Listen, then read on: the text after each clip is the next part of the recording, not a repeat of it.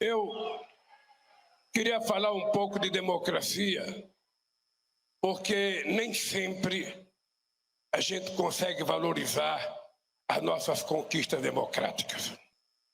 Muitas vezes a gente só se dá conta da importância da democracia quando a gente a perde. Isso aconteceu com o impeachment da Dilma.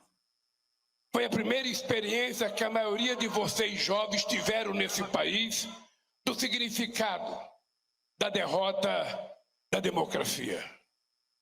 Mas nós só fomos descobrir de verdade quando veio as eleições de 2018, que foi eleito uma pessoa pouco desejável nesse país e que mal e porcamente sabia soletrar a palavra democracia, porque não está no vocabulário dele. Mas tinha sido eleito pelo voto direto. Está certo, numa eleição em que criaram uma série de subterfúgios para evitar que eu fosse candidato. Nós lançamos o companheiro Haddad, que fez uma campanha extraordinária e quase ganha as eleições. E a gente descobriu que o problema da democracia não é apenas o fato de quem esteja na presidência seja um militar da ativa. A democracia está muito ligada ao comportamento da pessoa que governa uma casa, uma cidade, que seja um síndico, um Estado ou União. É preciso saber qual é a capacidade de tolerância, de abertura política e de convivência com a sociedade que tem o ser que governa. Por exemplo, nós tínhamos um cidadão que não gostava de escola pública. Ele gostaria que as pessoas pudessem ter aula em casa. Só uma pequena parte poderia contratar professor para dar aula em casa. Depois ele queria transformar o Brasil num país de escola cívico-militar. Possivelmente cansado com as próprias denúncias e as mentiras que se contava sobre a educação nesse país. A chamada escola política. A chamada escola em que os banheiros seriam unissex. A escola em que o manual do Ministério da Educação ensinava coisas que não deveria ensinar para a criança. Eles foram contando uma quantidade enorme de mentira e muita gente nesse país foi acreditando. Possivelmente porque a gente não tenha conseguido construir uma narrativa para que a gente só pusesse a quantidade de mentiras contadas nesse país. E agora que nós estamos apenas há um ano no governo, que já conseguimos repor mais de 82 políticas públicas que tinham sido desativadas, que já voltamos a consertar a educação neste país, que já voltamos a fazer o nosso PNAE, que já conseguimos fazer o CONAI, depois de 6 anos sem fazer uma reunião, depois de 6 anos sem alimentar o preço da merenda escolar nesse país, depois de 6 anos sem repassar dinheiro para o Fundo de Ciência e Tecnologia no Ministério da Ciência e Tecnologia, depois de 6 anos de negacionismo, cá estamos nós, cheirando e exalando democracia conquistada pelo povo brasileiro. E nós, eu particularmente estou muito feliz. Eu quero que vocês saibam que vocês têm um presidente da República que vive um momento excepcional na minha vida. Não só do ponto de vista pessoal, porque casei com a Janja, não só do ponto de vista pessoal, mas do ponto de vista da realização política.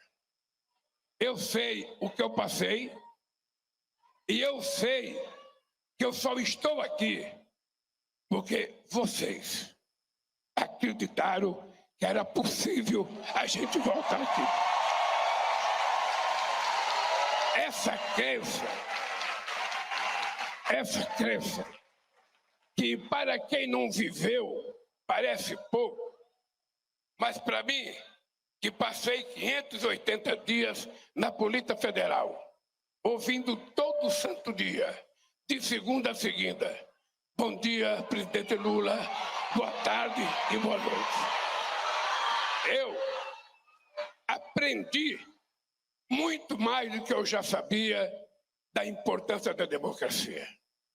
O fato de eu estar aqui hoje, falando com você, República, eu devo efetivamente ao grau de amadurecimento político que a sociedade brasileira teve nesses últimos períodos.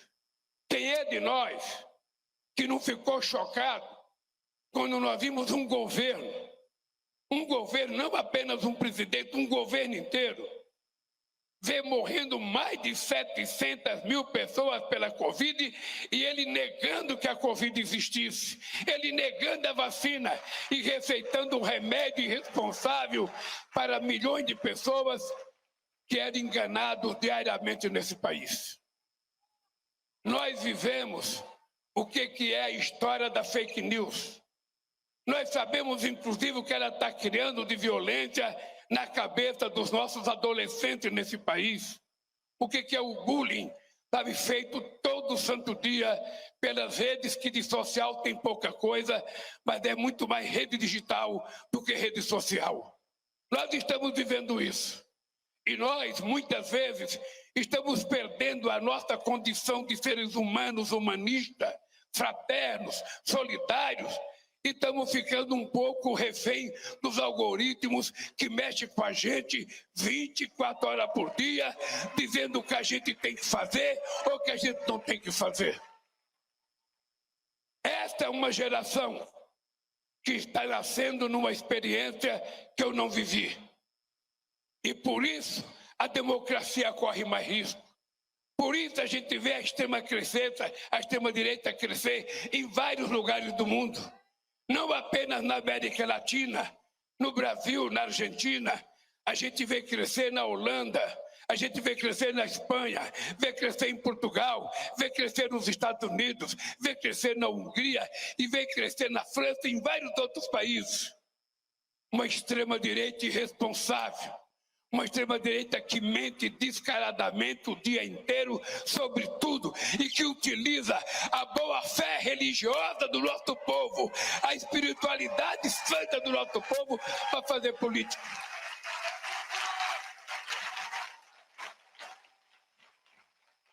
Eu digo sempre, gente, que não tem ninguém na face da terra que possa crer mais em Deus do que eu. E eu tenho uma razão para crer em Deus. Eu tenho uma razão. Saí de onde eu saí, em Caetés, Pernambuco, fugindo da fome em 1952. Filho de uma mulher analfabeta, que foi para São Paulo para tentar salvar os filhos. Chega lá e encontra um marido casado com outra penca de filho. Essa mulher teve a coragem de se separar do marido sem emprego, com 8 filhos pequenos, e foi viver a sua vida de amargura, sem se importar, que mesmo que no dia que não tivesse comida para a gente comer, ela dizia, hoje não tem, mas amanhã vai ter. Ontem nós não tivemos democracia, mas hoje a gente tem, e amanhã a gente tem democracia.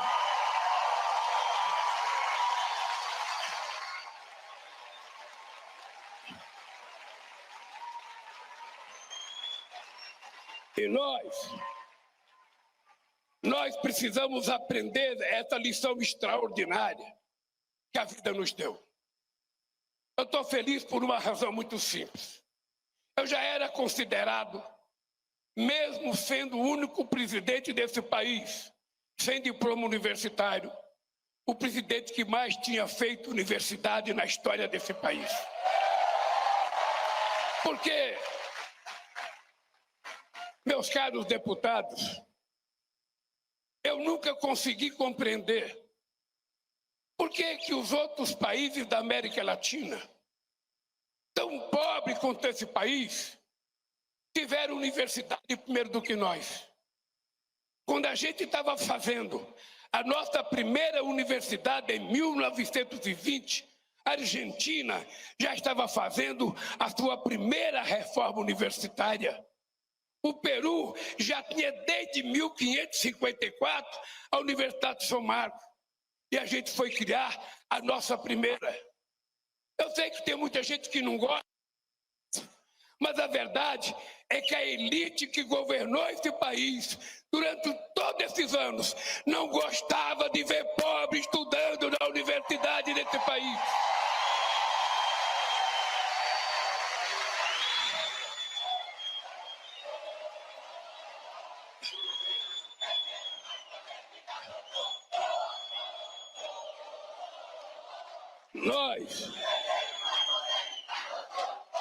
Nós conseguimos um feito histórico.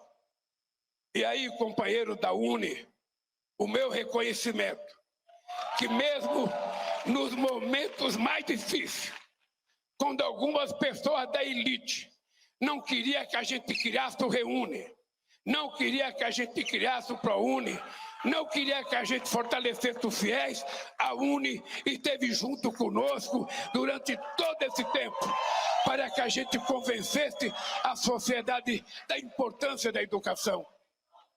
E veja,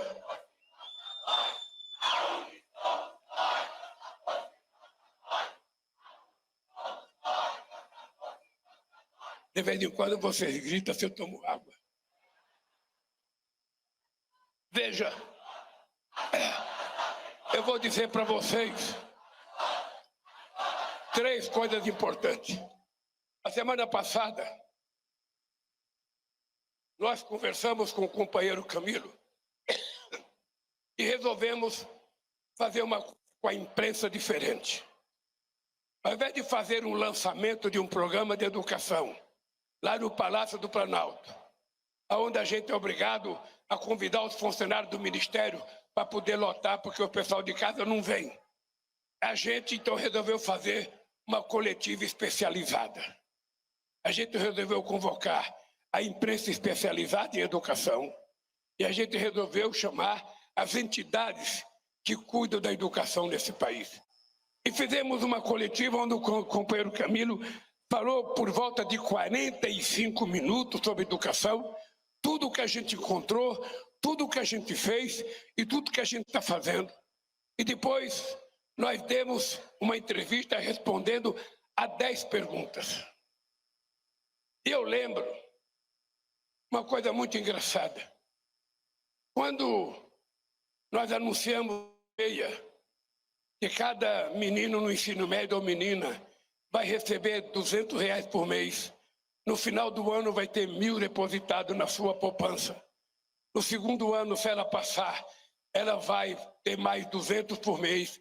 Depois, se ela passar, vai ter mais 1.000 na conta dela. Até ela se formar, ela vai ter 3.000 com correção monetária, com juro. E essa mulher poderá ter um pequeno pé de meia se ela não gastar os R$200 por mês. Aí teve uma pergunta feita assim para mim. Ô Lula, você não acha que vocês estão gastando muito?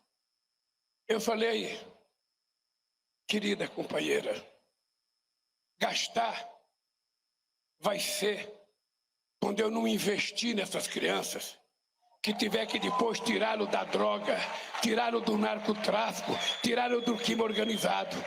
Enquanto eu estiver construindo sala de aula, enquanto eu estiver pagando um estímulo para aquele jovem estudar, eu tenho certeza que tudo isso é investimento.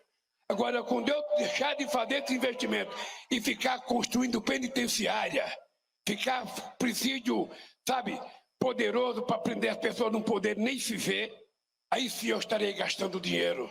Portanto, eu queria repetir aqui, qualquer dinheiro em educação tem que ser analisado como uma rubrica de investimento e não de gasto. Nós precisamos criar isso na cabeça das pessoas. Pois bem, mas Eu tinha ficado muito feliz porque nós fomos ao Ceará anunciar em Fortaleza o ITA. O ITA é o Instituto Tecnológico da Aeronáutica, fundada por um brigadeiro cearense chamado Montenegro. E esse cidadão criou o ITA, que é uma escola de engenharia respeitada e invejável. Quando alguém fala, eu me formei no ITA, é uma coisa chique, uma coisa importante. Sabe? Então, veja, nós fomos levar o ITA para o Ceará e eu vou explicar por quê. Nós levamos para o Ceará em gratidão. Importante nenhum estado ficar chateado, porque 40% dos alunos que passam em vestibular para o ITA em São Paulo passam no Ceará.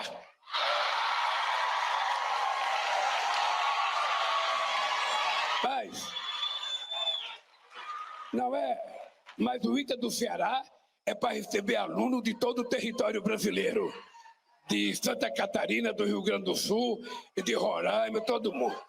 Aí depois nós fomos na Bahia anunciar uma outra coisa extraordinária. Nós vamos anunciar o Instituto Tecnológico Aeroespacial, numa área da aeronáutica que foi cedida para que a gente faça uma grande escola de formação profissional de gente especializada no Cimatec, na Bahia. Bom, mais importante ainda é que agora em março, Camila e eu, e certamente a UNE estará presente, nós vamos dar aula inaugural da Faculdade de Matemática que nós estamos inaugurando no Rio de Janeiro, em parceria com o prefeito Eduardo Paes.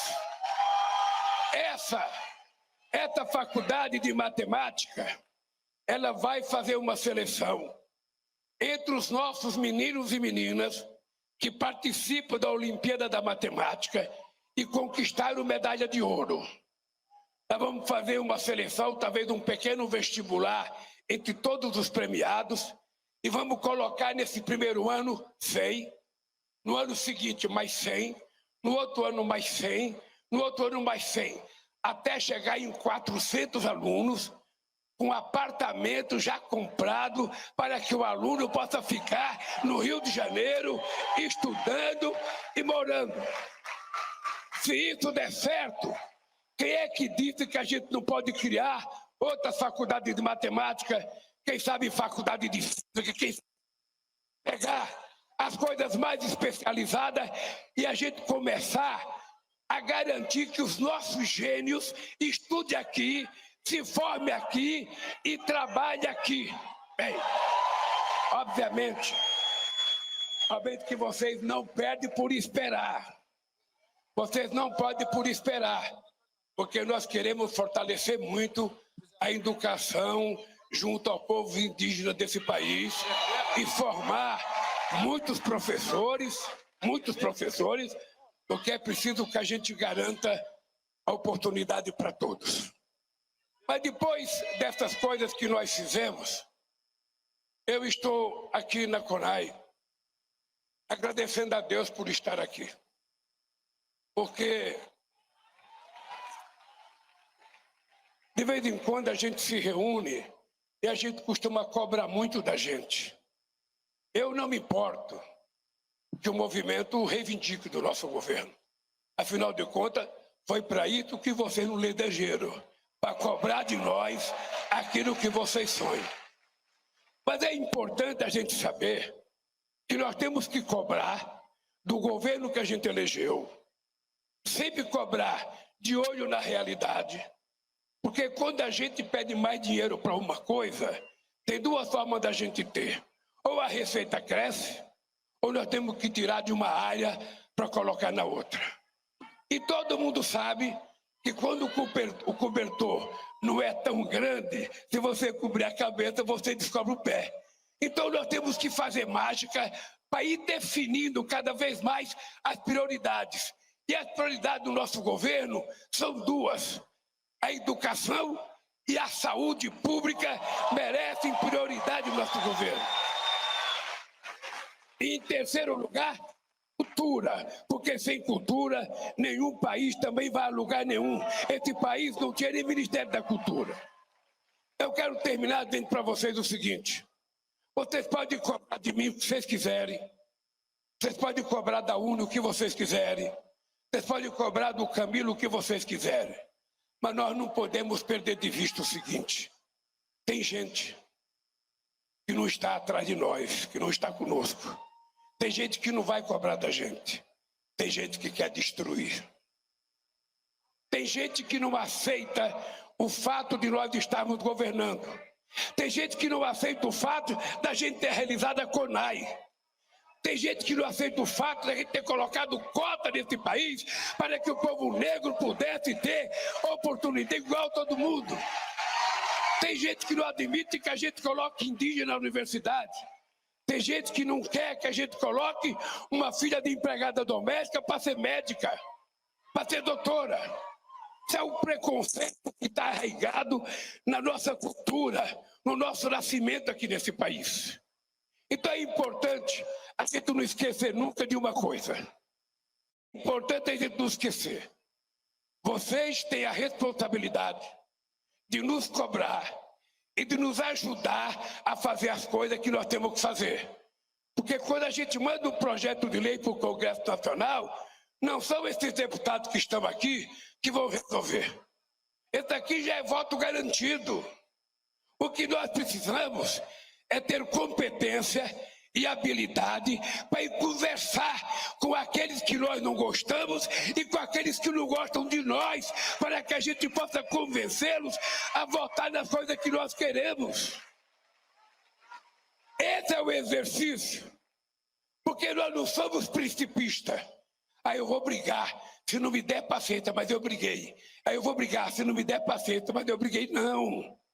Quando a gente manda um projeto de lei, que vocês vão ter que fazer agora, de realizar o CONAI, e vocês têm que cumprir a meta do Plano Nacional de Educação, vocês vão ter que fazer um projeto, porque a lei dizia do PNB que vocês têm que fazer um projeto, nós temos que levar esse projeto, e cada um deles precisa fechar os olhos para vocês não gostarem de alguma pessoa, e lá tentar convencê-lo a votar o nosso projeto, senão a gente não aprova esse nosso projeto. É importante a gente lembrar que nós somos minoria no Congresso Nacional. A gente nunca pode perder de vista. Uma coisa é o discurso que eu faço aqui. Outra coisa é quando eu olho para o Congresso Nacional, a chamada esquerda toda não tem 120 deputados, de 513. Esse é o dado. E esse ano vai ter eleição para vereador. Esse ano vai ter eleição para prefeito. Qual será o nosso papel nessas eleições? Qual será o nosso papel? Será que os professores do Brasil inteiro não têm condições de eleger um vereador em cada cidade? Será que não tem? É importante a gente ter em conta que tudo que a gente deseja, tudo que a gente quer, passa pela política. E nós estamos percebendo o crescimento da extrema-direita, o crescimento do ódio, o crescimento, sabe, do preconceito, o crescimento da negação das coisas nesse país, a chamada política de costume, sabe, tomando conta dos interesses maiores a nível nacional, e às vezes a gente se perde em debates que são menores do que as necessidades do nosso povo. O nosso povo deseja o quê? O nosso povo quer, primeiro, todo mundo quer construir uma família digna. A coisa mais extraordinária é pai, mãe, filho, vó, avô, sobrinho, primo, vivendo em harmonia, se encontrar em final de semana, se abraçarem, comerem o nosso gostoso churrasquinho, que a carne agora já chegou até ao bolso do povo mais pobre. Quem é que dizia que o povo não ia voltar a comer picanha? Quem é que dizia que o povo não ia voltar a tomar cervejinha? E as coisas vão melhorar ainda mais. Vai. Quando a gente tiver uma turbulência, não fiquem nervosos. Não fiquem nervosos. Pode ter uma outra turbulência, mas quem está no leme desse país sabe que o barco não pode virar e que nós queremos chegar vivo ao lado da outra margem, que é a conquista da cidadania plena por mulheres e homens desse país. Todo mundo quer trabalhar, quer estudar, quer ter acesso ao lazer, quer tomar café de manhã, almoçar, jantar. Todo mundo quer se vestir bem. Quem é que não quer se vestir bem? Quem é que não quer ter coisa boa? Todo mundo quer ter. Então, vamos deixar a hipocrisia de lado, vamos lutar para que a gente seja uma sociedade mediana. Ninguém aqui fez opção pela pobreza para ser pobre. Ninguém nasce para ser pobre. A gente nasce pobre porque tem alguns gananciosos que roubaram o direito da gente pelo menos melhorar de vida. Então, companheiros e companheiras, só nós, somente nós, poderemos construir o mundo que a gente quer. Então olhe bem para a minha cara, que eu estou olhando bem para a cara de vocês. Olhe, eu sei que eu não tenho gente melhor do que vocês. Vocês já provaram, ao longo desses anos todos, a coragem de serem massacradas, de serem trituradas, de serem humilhadas nas escolas. E a gente sabe que para a educação dar certo, a gente precisa envolver a comunidade. O pai e a mãe têm que saber a qualidade da aula do seu filho, tem que saber a qualidade da comida, tem que saber como está o banheiro da escola. Mas é importante que a gente do governo saiba que professor, para ser um bom professor, ele não pode entrar na escola com fome ou sabendo que o seu filho está passando necessidade. Ele tem que ganhar um salário digno de acordo com a importância da profissão. Porque se ele é importante para educar os nossos filhos, ele merece ganhar um bom salário. E eu queria dizer para vocês uma coisa. A gente pode fazer um teste. Vale para o PT e vale para os outros partidos políticos. Não é só para os outros, não. Quando vocês chegarem numa cidade e vocês quiserem saber como é que está a qualidade da educação, pergunte para o prefeito ou para o vereador se a educação é boa.